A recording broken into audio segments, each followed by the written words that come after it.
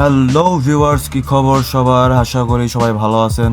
আলহামদুলিল্লাহ আমিও মোটামুটি ভালো আছি। আমি এই ঠাডা পড়া রোদের ভিতরে বাইর হয়েছি শুধুমাত্র একটাই কারণে, বিকজ আমার বাড়ির ভিতরে ভাল লাগতেছে না, প্রচন্ড ফাপড় লাগতেছে।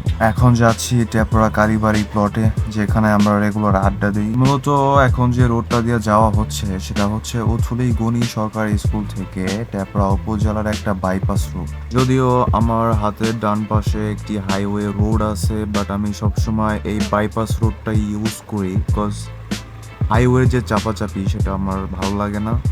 আর এই রাস্তাটা একটু ঝাঁকি থাকলেও আমার এই রাস্তাটার সৌন্দর্য অনেক ভালো লাগে। এই রাস্তাটা হচ্ছে আমাদের উপজেলা সংলগ্ন, যদিও আগে অনেক ফাঁকা ছিল, কোনো ঘর বাড়ি ছিল না, বাট দিন দিন জায়গার ভ্যালু বাড়ার কারণে, প্রপার্টির ভ্যালু বাড়ার কারণে এখানে অনেক বসতি স্থাপন হয়েছে আর পপুলারিটিও বাড়ছে।